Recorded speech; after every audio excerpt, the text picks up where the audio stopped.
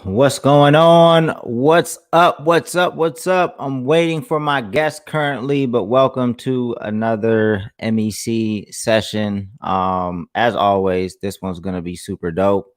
I'm just waiting for my guest at this moment, and I can wait as more people start coming in. Hopefully, everybody is having a cool Monday. Um, let me see. Let me just text him real quick before we get started. No matter where you're tuning in from, let me know. If you type in the comments, I can see your comments no matter where you're tuning in from, whether it's Twitter, Periscope, Facebook, YouTube. I should be able to see the comments. So let me know who's in here now. Let's see. Let me text him real quick just to make sure that he isn't having any issues. But today, give me one sec. There we go.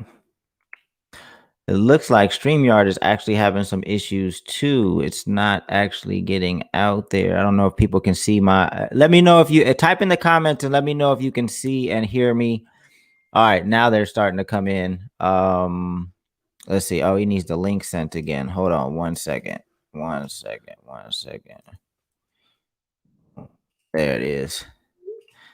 There we go. I see Daniel Olabryce on Facebook. What's going on? Demor's Beats on YouTube. What up? Eighth Life, as always, man. Appreciate you tapping in. Jose, what's up, man? You can hear me. Thank you for confirming that. Bufo on the beat. What's going on?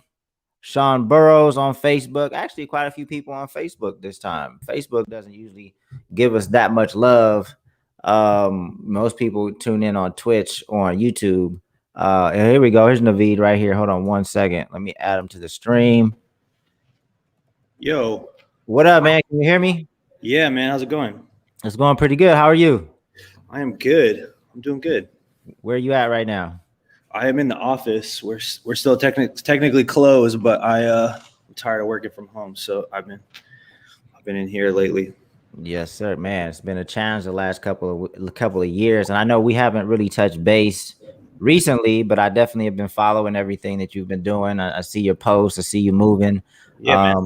So that's why I wanted to circle back and have you on, because I think you have an interesting management experience, something that may be a little different because you still work within a company, right? Do you manage any artists outside of the company, or? I mean, any kind of entrepreneurial pursuit, I feel like you're always kind of like, there's some stuff you kind of hit pocket, but no, in general, it's like, I try to, if it's something that I'm invested in, I try to bring it into the company, make sure everyone's on board, and then, we all can support each other on it. So Right. Okay, let me take a step back, give you a proper intro. So welcome everybody to another live MEC session. Appreciate you guys tapping in. This will be another good one. I think we've just had, I think all the sessions are dope, but we really had a great string of maybe the last 3 or 4 weeks have been really dope. A lot of gems to pull from them. This one will be no exception. I probably met Naveed, I don't know, maybe 7, 8 years ago, maybe more. Yeah, at least for sure. But Naveed Hassan, that's how you pronounce the last name, right? Yeah. Okay, cool. He's been in the game for a minute.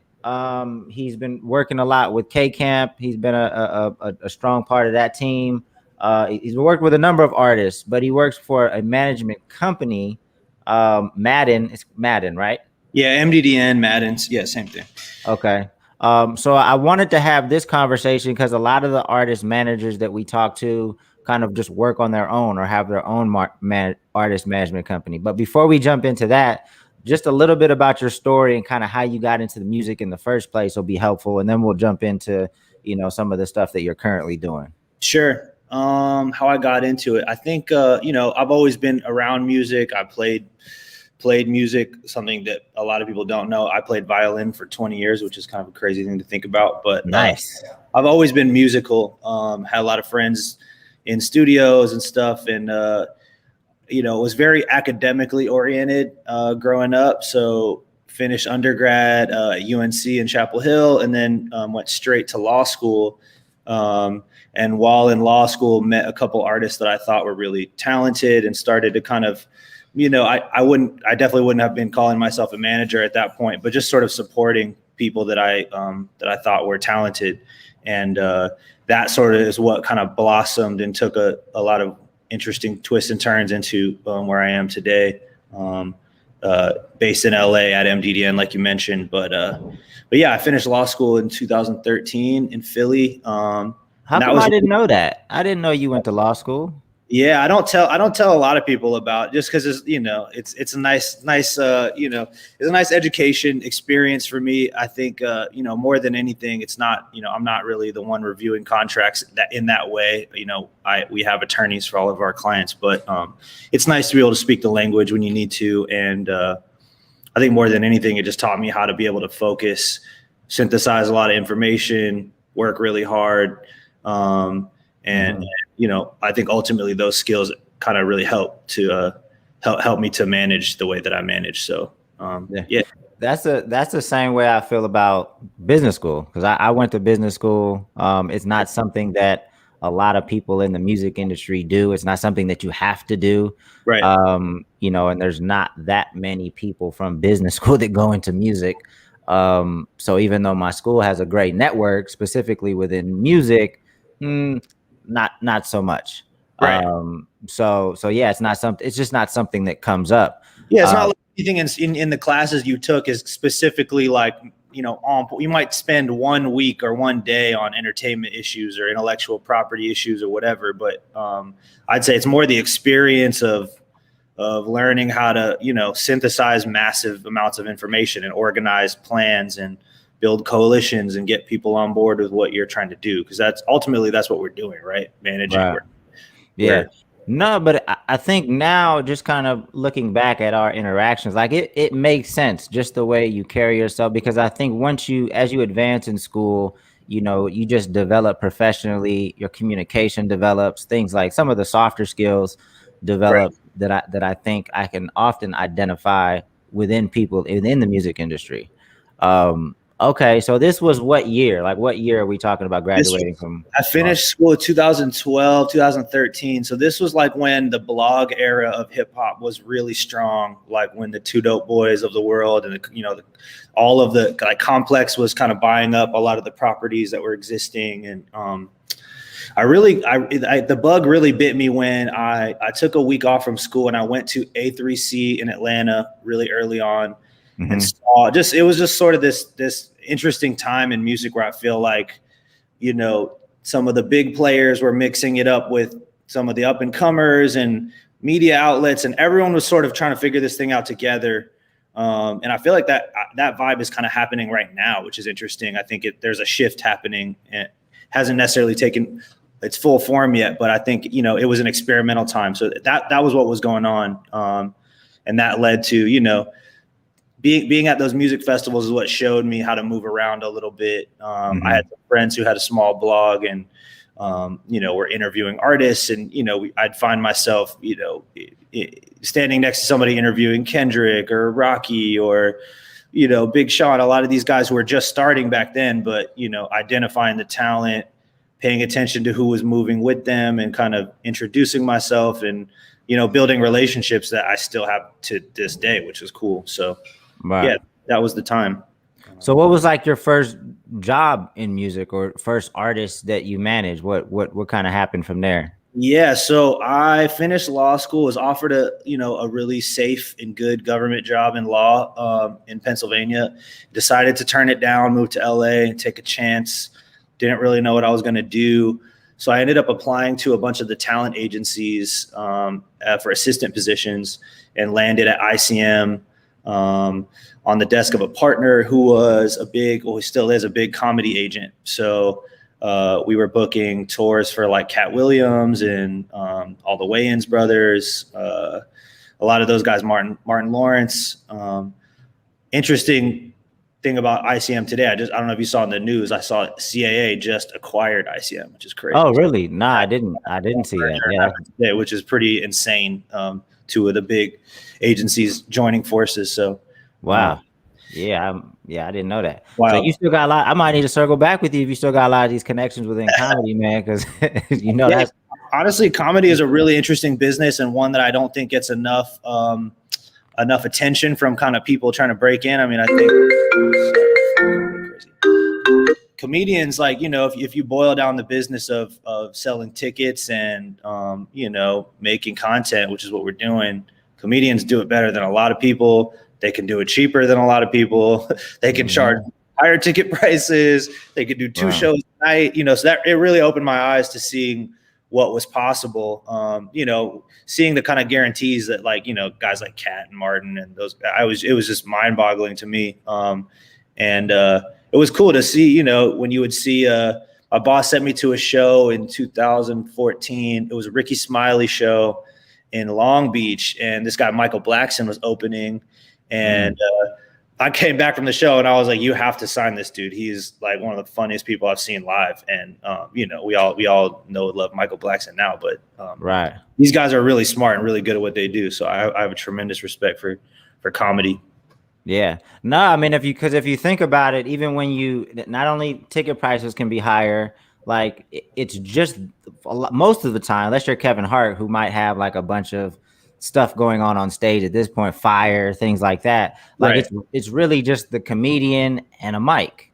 Yep. Right. And maybe some music playing in the intro. So, you're not traveling with very many people. You're not paying for a huge stage design or anything like that. So there is good margins in, working with comedy. And there's comedy clubs all over the country, and they all, there's a few big companies that own a bunch of the chains, like the Improvs are all owned by one group of people. And there's different comedy clubs out there. But yeah, it's just like you said, it's like, I think the reason why it maybe gets a little less attention too is because comedians in general are a little more protective over filming their jokes, right? Because they're going out every night and telling the same jokes. If it gets filmed, it sort of like burns the joke for them. So, I think at least the old school way, that sort of, kind of keeps things out of public eye a little bit. But I think there's a lot of interesting comedians who are kind of breaking down the social media barrier now. And, like what Lil Duval has done, he was one of our clients at that time as well. And I mean, he's just grown so much even since then, releasing music and, even comedians going on tour with artists, I think is really brilliant too. I mean, we had, not really the best thing to talk about right now. We had Cat and R. Kelly on tour together. And that was like, those guys were selling 10,000 tickets in Lafayette, Louisiana, places that, like, I think Drewski's on tour with like maybe Cole. He's on tour with somebody. I think it makes a lot of sense. That's why I've been trying to run away from music as fast as I can, but like stuff keeps pulling me back because there's a lot of overlap, I think. So yeah, totally. Yeah. Sorry, go ahead. No, you go ahead. I was just gonna say, yeah, I think, talking about running away from music, I think that, what we do ultimately is we're entrepreneurs, right? And we do things in a lot of different sectors. But I think that a really talented fine artist explained it to me once. He said, corporations they don't have an emotion, right? Like there isn't an emotion to Coca-Cola or Pepsi. What we inject the emotion through artists. And so, working with artists is sort of the gate, right? Like, I might do a business, like we have a media company, right? But everything starts with the artist. So people want to talk to me because they know I work with artists. But whether we do business in sports or in fitness or health or something, and anything else, it all kind of starts with the art, and that's the gate. So that's the funnel, I guess. Right. Yeah, no, for sure. And so it, obviously when you're graduating from law school, you took a pretty decent risk, because a lot of people that graduate from law school have a nice 6-figure job kind of waiting. But you opted to come out here and take in kind of an assistant role, which I'm sure wasn't paying 6 figures. Oh, definitely not. So how did, because I tell, if people are going to come to LA, or even if you're already in LA, you got to be super proactive and you got to be willing to put in the work. So what was the next step for you, or kind of how did you maneuver once you had that role? Yeah, I think you got to be willing to take a punch, for sure. The guy I worked for, the agent, was definitely a old school kind of guy who, definitely didn't pull punches. You know, I got screamed at every day. I got fired every day.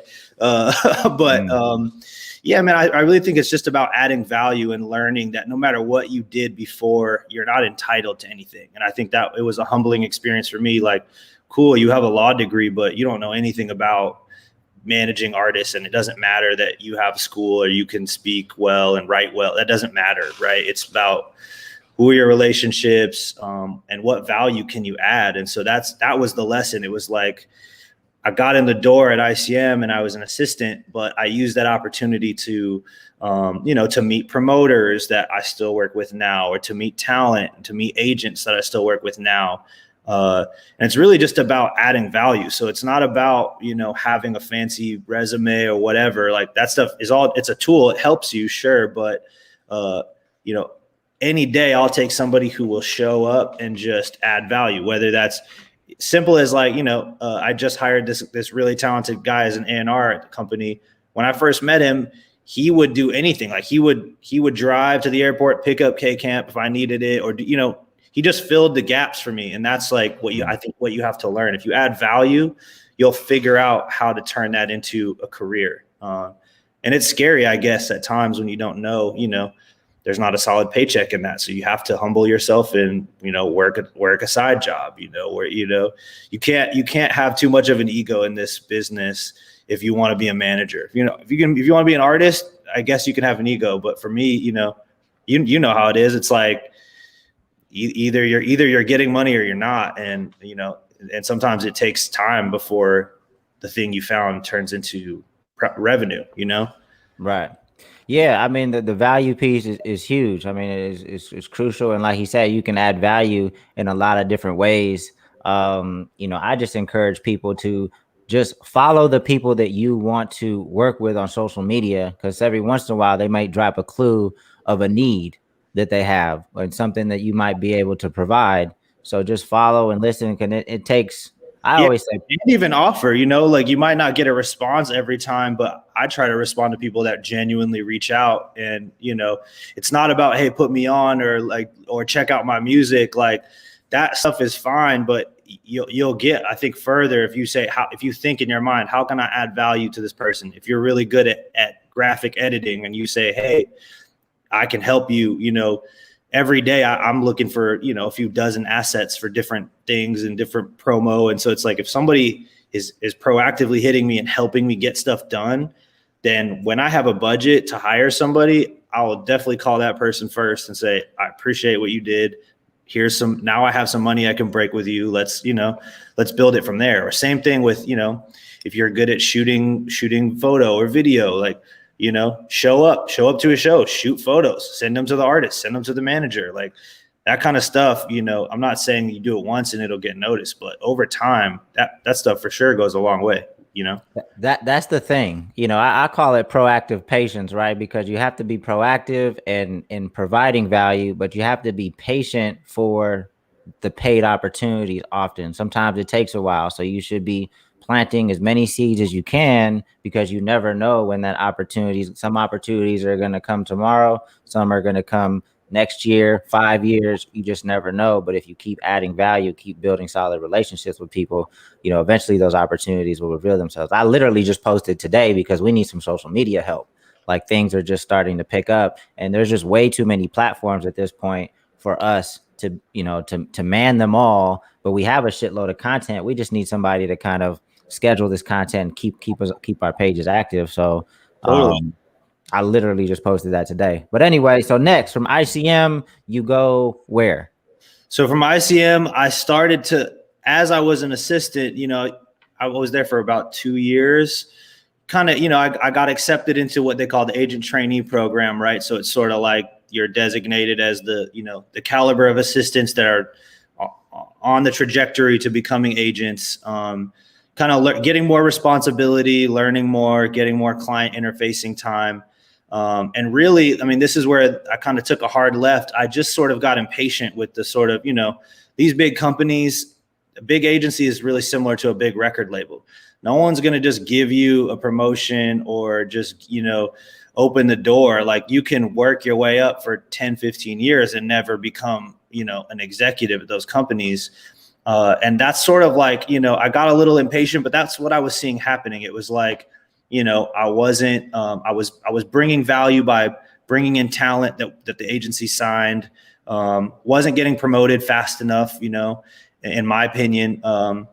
And then, so I just decided I would go out on my own and start working with these artists that I had kind of been talking to directly, and just start, trying to figure it out. And that was probably the scariest time, was sort of like, leaving the health insurance and the meager salary that I had, leaving that aside and going full time on the music thing without really any solid prospect of whether it would turn out for me, So when you left, did you already have artists that you were working with, or did you leave and say, okay, I'm just going to find some artists? Like how did the transition happen? I had a couple guys. I was working with this guy, Sam King, who and Demrick. And those were two guys that I believed in that, I rented a house in North Hollywood and I turned the guest house into a studio. And that was sort of one of the aha moments, was built the studio, not really with the intention of like renting it and making money from people, but sort of like, if I build this place that artists can use, it will be a place that they will want to show up and come and do things. And so I built the studio, and I would message artists that I thought were cool. So like I sent Masego a DM on SoundCloud maybe 6-7 years ago. I was like, hey man, I think your music's super cool. If you're in LA, dude called me almost instantly. It was like, I'm in LA tomorrow. I don't have a place to stay. And I was like, well, you could crash in mine, And so the house became this sort of place that a lot of artists would come through, and they'd want to use the studio. And, I think that was a really big kind of going back to what we're talking about in terms of adding value. That was, for me, that was a way that I added value to these guys, saying, you guys need a place to record. You can show up in my house, bring an engineer. It's yours for the night, and I'd come and say, hey, and be around the session for a little while, but I wouldn't linger in the session the whole time. I'd shake hands and, make the connection, but then I'd let them be and let them, use the space. And some of those relationships turned into management clients. Like that's how I started managing K-Camp, was like, you can use my studio. And then some of them are just friends, Masego ended up actually living in my house for a couple of years. And at one point it was like Masego and Sheck West and a bunch of other kids. But that's how it started. It was just sort of like, you guys need something, I have a space that I can provide you. And that was right around the same time when I left ICM and kind of going out on my own and trying to figure it out. The studio is sort of the point that, sort of like the Field of Dreams. Like if you build it, they will come. That was definitely right. the energy. So I hope people aren't listening to this to be like, man, I got to rent out a house and start inviting people to my house like that. There's a lot of ways to add value. Like this was the way that worked for him. I think that's a house I pulled up to. For sure. Oh, for sure. Yeah. 100%. Yeah. I mean, I could rattle off some of the names of people that were there. It's pretty wild. Some of the stuff So of course, what do artists need? Artists often need places to stay and a place to record. That just makes a whole lot of sense. All right. So when did you start? What's next from there? Like, did you start? So you said you met K-Camp. He came through. I was very deferential. I definitely didn't think that I had the chops necessarily to manage somebody who, at this point, this is 2014. So Camp had just come off this sort of like the super hot, like Money Baby, Cut Her Off kind of singles. He had just moved to LA, and it really was just me asking questions. Like, I'm like, why are you not one of the biggest artists right now? Like, why, what's the disconnect for you? And, for him, he was like, what do you think? And in my mind, just sort of observing, I was like, well, I think your music right now is bigger than the brand is right now, in my opinion. Like, people know your songs, they might not know your face. You got sunglasses on in a lot of your photos, like certain things like that I would call out, and he would take some of that in and say, I think you're right, and around that same time, I got introduced to Benji and Joel Madden, and started to, interview with them, and brought K-Camp in to meet them. So to the same point of adding value, I didn't just come here and say, give me a job. I was like, I interviewed with them. I'm like, I love to work with you guys. You guys do similar things to what I do, just on a much bigger scale. But also, here's this guy, K Camp, who needs a manager, really talented. You guys should meet him, you know? And I would just do things like that. I'd bring meetings into them and say, you know, meet Sunny Digital, or meet, you know, whoever was around me. I was like, check these guys out.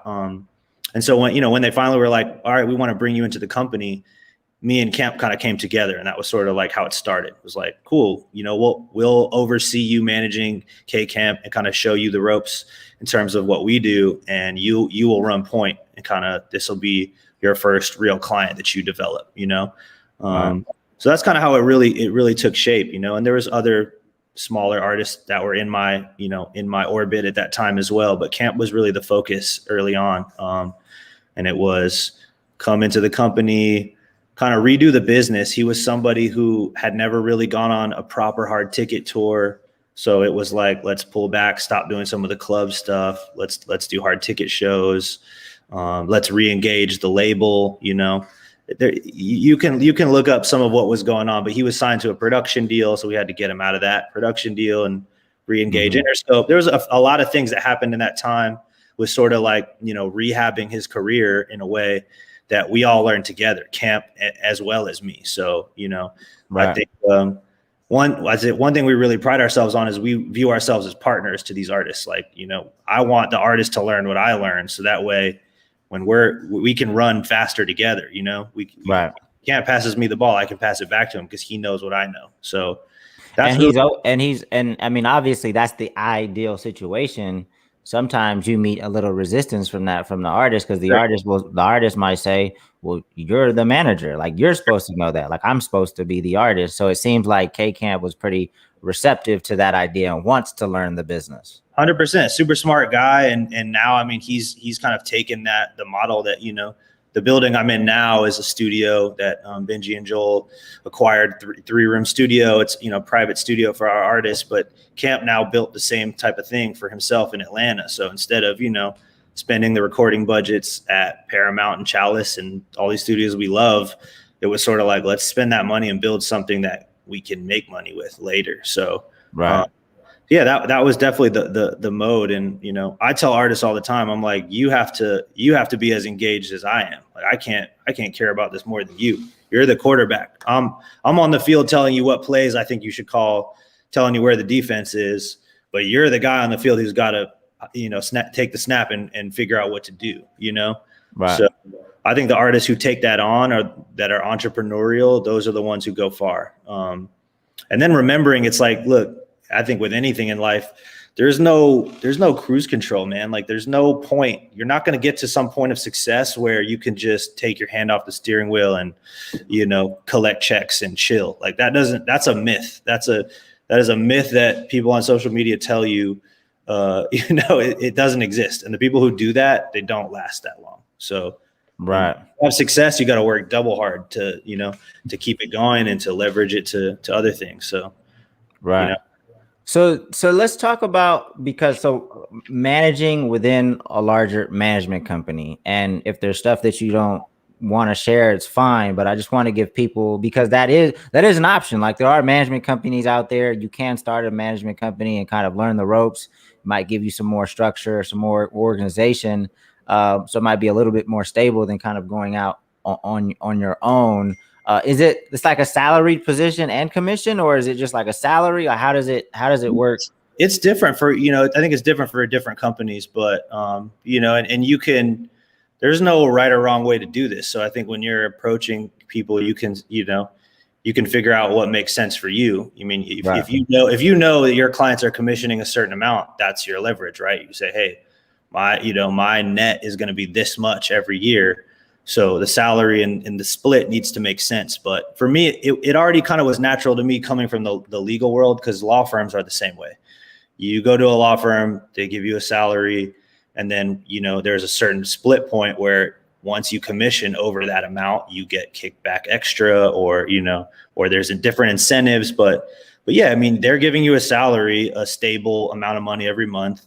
And in exchange, you get resources of, I have a nice office that I don't have to pay for, right? I have access to other employees that they've hired. accounting, different things like that help me do what I do better, right? Not to mention the expertise of my partners, these guys who've been doing this for 20 years, and they can pick up a phone and help introduce me to somebody that, that can help solve a problem for one of my artists.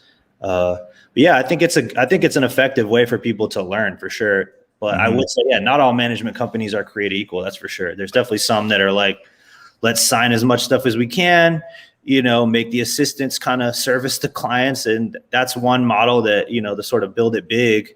That's a model for sure. Some of the big agencies do it, big record labels. Sure. It's like, let's sign 100 things and see which 3 are going to turn into the superstars. But at least here I can say that's not really the MO. It's really like, let's sign stuff that we believe in, whether it's a bigger artist who needs some help or whether it's a developing thing, and kind of build it from the beginning. I came in with Dwayne, who, that was my development project. I came in with K-Camp, who was like, this guy is already making money. I think we can save him money and make more. And then I have this developing guy that I've been working on, Dwayne. What do you guys think? And, they were impressed with Dwayne, and, it's been a 6-year journey to this point. And, people are just now, Dwayne's going to go direct support Willow Smith's tour. So people are seeing that. They're like, wow, and I'm like, it looks great on the outside and we're thrilled to be on that tour, but it took 6 years of work to get to that point, and like, being support on a tour doesn't mean you're making money. So it's like, even then, yeah, not at all. I mean, but Dwayne, I mean, again, I met him. He was a super nice kid, but from the outside, it just looks like he's gone through so many transitions because his music from 6 years ago is not his music today. His image wasn't, can we talk about that a little bit? And just, I don't know what role you played or suggestions you put in there, but let's let people know who he is first of all. And then, I mean, you told him, you just said that he's going on a tour. He's opening for Willow Smith, which is huge. But let's talk about his journey, because I think that's an interesting. I think so that was like I think that's an artist that you could look at, and my fingerprints are on that from the jump. But really, I mean, I met this kid Dwayne from Houston. When I met him, grew up in the church, never really listened to anything except like Houston rap music and gospel. I met him in LA, super sweet kid, thought he had some charisma. And he started sending me demos, and, he sounded like he was trying to sound like J. Cole. That's how it sounded good. It sounded really good. A young kid that, like rapping with that much, compelling kind of energy, but that's what it sounded like. Got to know him and just would keep him around, like at that same era in the studio. It was Dwayne and Masego, Dwayne and Sheck West, Dwayne and K-Camp, everyone took a liking to him. Everyone would give him pointers or help him out or put him. I think you guys put him in a Dizzy video a long time ago. It was like stuff like that. So. Yeah. No huge breaks, but it was just like, hey, like, do this thing. We have $200, that kind of thing. And for me, he really wanted to put out music super fast, and I was the one pushing back, saying, I think this is good, but I think you can do a lot better. And if you're willing to listen a little bit to go down this journey with me, let's wait. And to his credit, he definitely took the direction. And I can't take responsibility for turning Dwayne into the sort of alt kind of artist he is now. All I was doing was showing him music he had never heard. So I gave him a Strokes album, an Arcade Fire album, a Bowie album. And I said, just listen to this. Like, this is stuff you've never heard. Listen to it and tell me what you think. And he kind of really soaked it up. And he came back to me and was like, I don't want to make rap music anymore. I want to make this. I want to be different. I want to be an artist. I don't want to be a rapper. I want to be an artist, And to his credit, I mean, he really like put in the work to get it there. And now, like we mentioned, so he's direct support on Willow Smith's upcoming tour. He's going out with how did he land that? That's probably something that'd be interesting. Yeah. Sure. So a vertical that we do here at MDDN is we have a magazine called Alternative Press that we curate. So that's our magazine. Benji and Joel took it over maybe a year and a half ago, and we put Willow on the cover of one of the magazines. So Willow's on the cover of the magazine. Dwayne's first album had just came out, and so we put a small feature for Dwayne in the magazine. And really the rest, I mean, it's up to, it wasn't a connection. It wasn't me calling Omar, who works with Willow, and them. It wasn't that. It was Willow going on tour and deciding, I want to take Dwayne. So, you know, that's the best scenario you want, you know, when other artist wants to bring your artist, that's when it really, you know, it's authentic. So that's how that came together, really. I mean, she chose Dwayne, so you know. So the magazine that she was in, she saw that feature and yeah, and I think, you know, the magazine was definitely you know, posting tweets and Instagram stories, and you know, and I would tell Dwayne, you're in the magazine and she's on the cover. You should post an Instagram story and tag Willow on the cover because she's on the cover. You know, that's I think that some artists forget is like, you know, pay respect to the artist whose marquee is on the bill. You know, like if that's her, if she's on the cover, tag her on there. You know, and if she sees it and reposts you, then it's like now their door is opened a little bit. Now you can, you know, you can engage with this person. So that's really what it was. It's like, hey, engage her. You know. I mean, so you never know, like, you never know what's going to create the opportunity, right? So you just always want to do good business. You want to, you know, show love. The opposite of that would be, and I hate when artists do this. I'm sure you've seen it a million times, when it's another artist tour, it's his or her tour, but they have opening support, and the opening support promotes it on their platforms like it's their tour. Oh, I hate that. One of my biggest pet peeves. That's going to do the opposite of what you're talking about. That's going to create no 100%. Opportunity. It's going to get people pissed at you, but I'm sure you've seen it a million times. 100%, and you won't even know that they're pissed. Like, that's the thing. It's like, if I clock that from, you know, on my tours, I'm like, man, nah, like, we'll never bring that person out again. Like, there's no way, you know? Yeah, you show respect to, you know, you're getting put on, you show respect. You don't need to go overboard, but it's just like, hey man, like when you're in that spot, you will appreciate the same, you know? It's like, that's how this works, you know? Yeah, no, for sure, man. Because opening for somebody is really, you're getting put directly in front of their fan base who is buying tickets to see them, and you're put right in the middle of that, and their fans, a lot of them don't realize that there's a whole business behind. They think that maybe the artists are friends, or maybe, you know, whatever. They're like, cool, now I'm going to be a fan of this. And it's like, that's a very big alley-oop, especially for, you know, artists like Willow who have really diehard fans that are super engaged. That's a big part of it for sure. So yeah. When is this tour?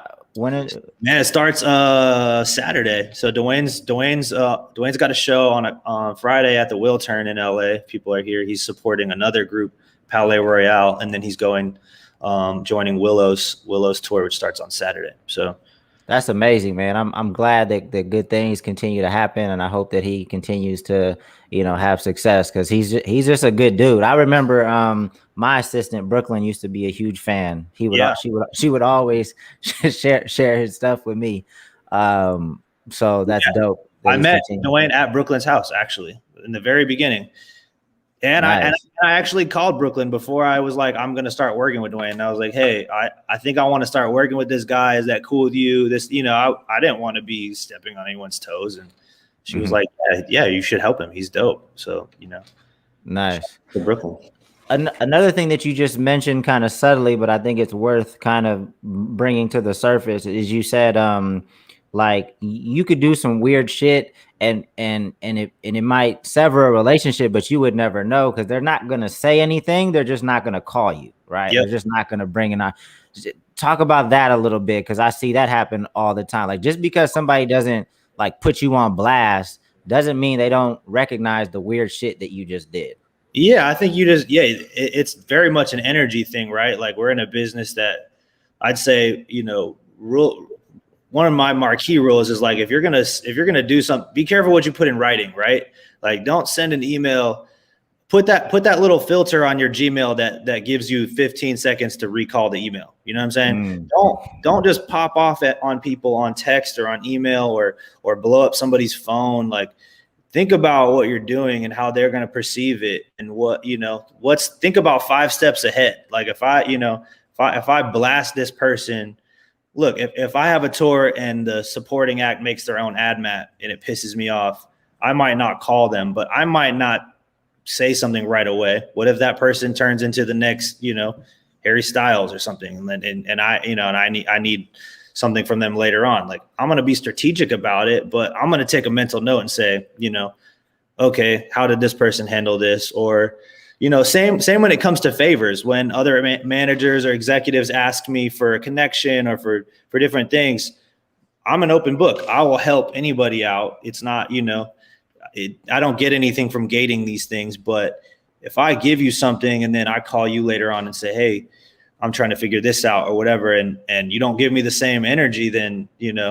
like, right. that tells me exactly where you stand. So it's, it's complicated, but it's also not. Just be solid and help people, and then take note of the people who are not like that, and the people who are not like that, you don't gotta out them for it, because they will get outed at some point. Promise you. I've seen it happen to some of the biggest people. At some point their number gets called, and then people don't really defend them because they weren't solid. Right. And I guess one thing just to add, I would say your reputation is everything in this business. Like, don't do people dirty. Don't take what's not yours. You might be able to get a quick lick and make a few thousand, on the side really fast, but it's like, that is not worth the long-term relationships or your name. Right. And I feel like that stuff is like, you can't repair that no matter what. So, right. Yeah, no, that's real. So what about, is your image just like you, or like, obviously you've always had a real cool look. Like, you got the beard, now you got the mullet, like, yeah. you know what I'm saying? Like, is that just who you are, or is that are you branding yourself strategically any type of way? Look, I think anybody who says they're not focused on that at all is lying. Like, I will say, I think that you should be mindful of what you're putting out there on social media. I definitely don't post my worst days on social media, like all of us, but at the same time, I definitely don't post a lot of the biggest wins or the most interesting things that are going on. I just want to be mindful, like, of why I'm there. Like, my purpose is to help artists. So, if I'm in some really plush environment or doing something really cool, like, it's not always the best look to post that, because I'm there because I'm in service of somebody else, right? I'm working for somebody, helping somebody. Right. So, yeah, I mean, I think, look, we all like nice stuff. I think, when you grow up without things a certain way, you definitely want them more when you get older. So, when I got my first few checks, I definitely bought stuff that I regret buying. But yeah, man, it's important to like look good and feel confident. But to a point, like, if your goal is to be a manager or an executive, then don't present yourself like an artist, right? Like, you don't need to post something every day, or you don't need to do the most. Like, for the most part, I wear nice clothes, but I wear a white t-shirt every day. I wear a white t-shirt or a black t-shirt and a jacket, and that's pretty. It's like, it's pretty basic. So, right. When you need to fade to the background, let the artist shine. People will notice. I promise you, they'll notice you anyway. Right. No, I think the same topic came up when I was talking to Torre. But it was like, some people want to show up for the gram, and your followers might like what you're doing, but I guarantee you, the people that you are around or want to be around do not want somebody that is, constantly asking for pictures or constantly posting. That's going to look super weird to Naveed's clients, or your clients' friends, and the people that you're around in the studio and things like that. They don't want that energy or that person around. So you might impress your followers, but you're hurting your business. Yeah, really. It's like, like, if I'm in an interesting situation and I'm around some people that are, maybe some people I look up to, instead of me going for the photo, if I'm there with Dwayne or K Camp or somebody, I'll push them to get in the photo, because that's really what's important. Is That's what's marketable. The photo of Camp next to Giannis, that is way more interesting to the world than a photo of me with Giannis. A photo of me and Giannis is cool, but that doesn't do anything for anybody. So it's sort of like, add value. It's like, hey, there's a photographer here, there's some talent here. Hey, you guys should take a photo. It's that simple sometimes, where people may not even have that thought, or maybe their egos, or they're uncomfortable or whatever. And if you just suggest like, hey, you guys are cool, you look cool, man, you guys should take a photo together, like that very simple thing sometimes goes such a long way.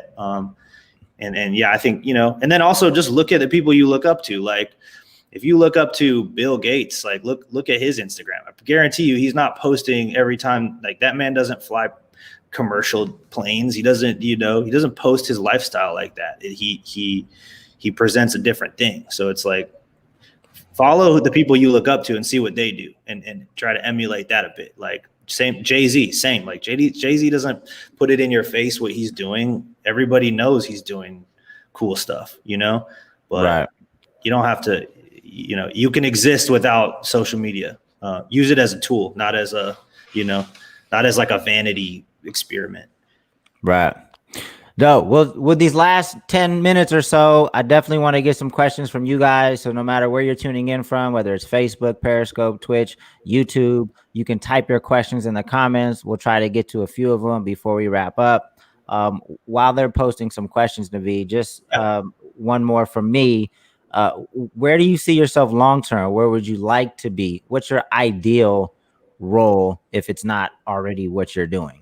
Man, honestly, I feel very fortunate to be where I'm at. I'm with some supportive people here that have been doing this a long time. And I think long term, it's really just continue to do more of what I'm doing. I'm really more interested in working with more producers lately. I feel like the moment of the producer is like kind of fast upon us. Like people are starting to really realize that there's not that many different names between, especially in hip hop, like there's a handful of guys making these records for everyone that are really talented, and they, their careers should be looked at like artists as well.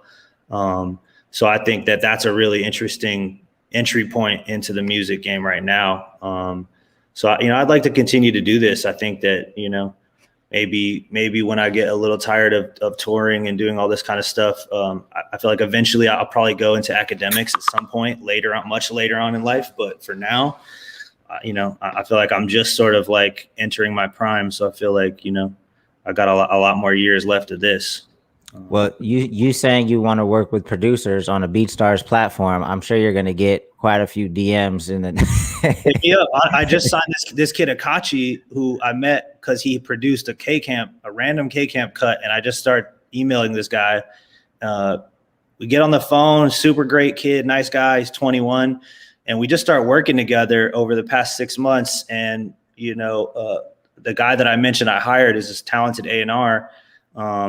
Man, within a few months, like he's got 2 cuts on the ESTG album. We did Lotto's last single with Super Mario. We did a Chief Keef record, and he's got some heavy placements coming. And I'm just blown away by his work ethic, because this kid sends me 20 beats a day that are all like premium, like that level of thing, Sheesh. It's 20 beats. Everybody was probably like, oh shit, I'm about to reach out to Naveed, I'm about to blow his, and then you were like, he sends me 20 beats a day, and then they're probably back. You could send me 1 beat a day. If it's good, it's good. It doesn't have to be 20. You know what I'm saying? Like, honestly.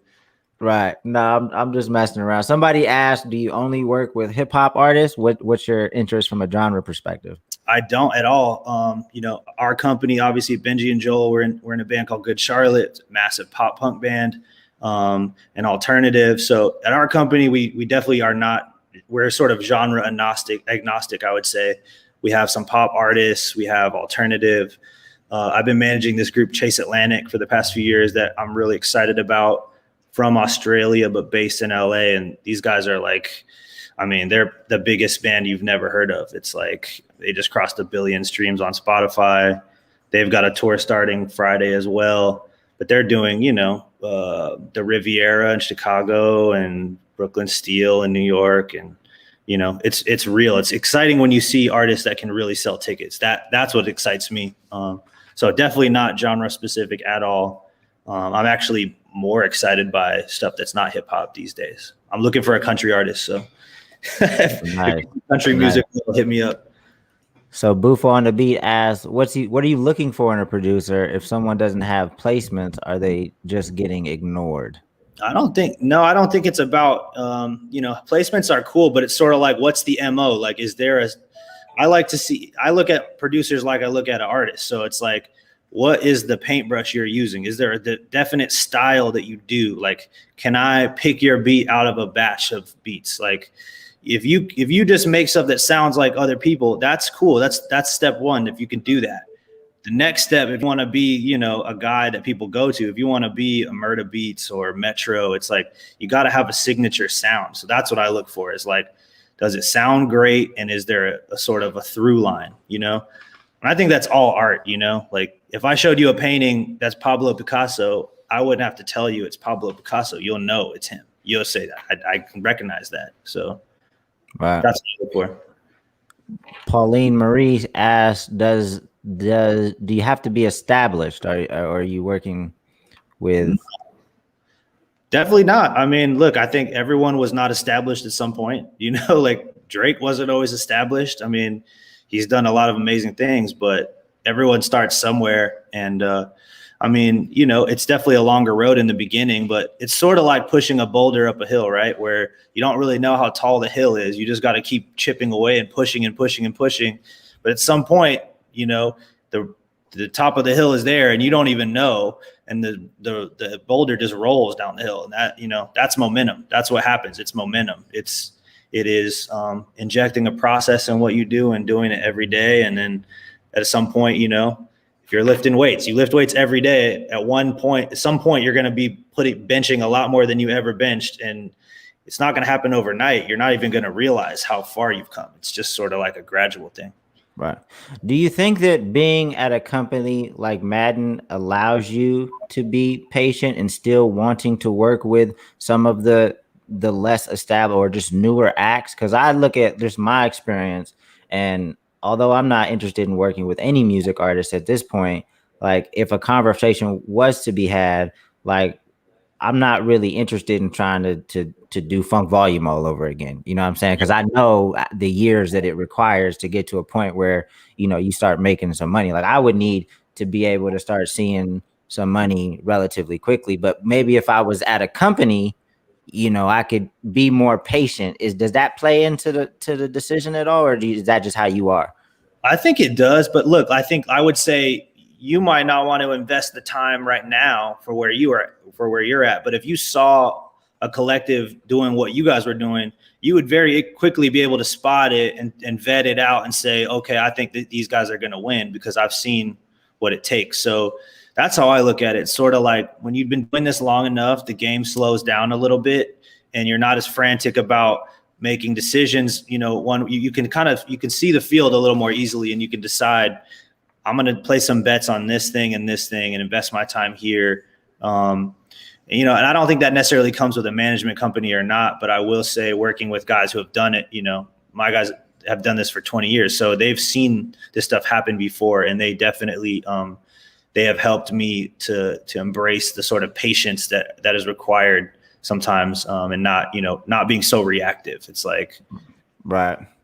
No, so I think that's definitely like once you have been in this game for a minute, like you said, it definitely slows down and you can identify talent probably easier. And I see it in some artists, but instead of jumping in and trying to be a manager, I just connect as many dots as I can for them. You know what I'm saying?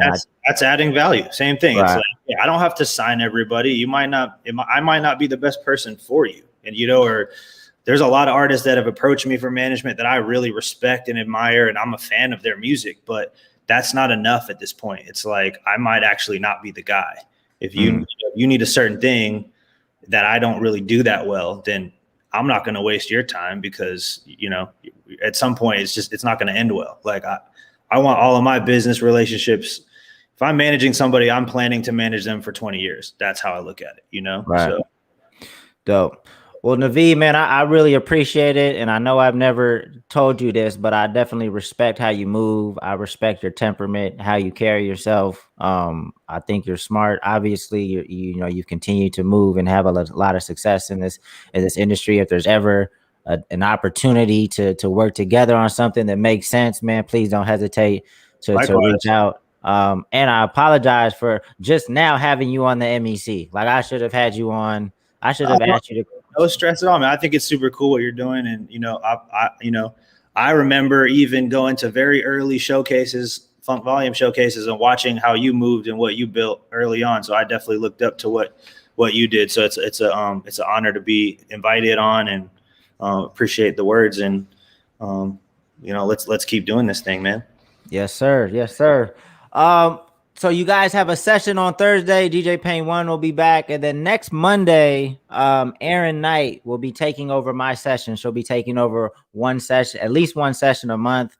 But it's going to be dope. The quality is going to stay high. And then my last plug is 1 week notice is finally, well, the music's not out, but the first episode of our documentary drops today. So we did Naveed, I'm not sure if you're familiar with my 1 week notice project, but I did it first in 2018, and I finally brought it back this year, where I flew 6 artists to LA, put them up in a house, and we recorded an album in a week. Revolt got behind it. We're releasing the documentary in 5 episodes. The first episode comes out today in about an hour, and then they're going to be released every Monday for the next 4 Mondays. And then the music will start dropping next week. So a song will start coming out starting the second episode. So that's like the music stuff that I'm going to be involved. 1 week notice is something that I'm definitely going to continue to do. But it's like the perfect format for me, because it's like, hey, bring people together, do something dope, and then like do your thing, as opposed to like be along for the ride long enough to see something go bad. Like I'm scared of that. I'm scared of that. So 1 week notice is like the perfect format. The project is dope. I'll shoot it to you. You can check it out when you get a chance. Yeah, I'll tune in for sure. Please send it to me. Dope. All right, y'all. You guys have a good week. Hopefully you enjoyed the session. I will see y'all 2 weeks from now. All right. Peace.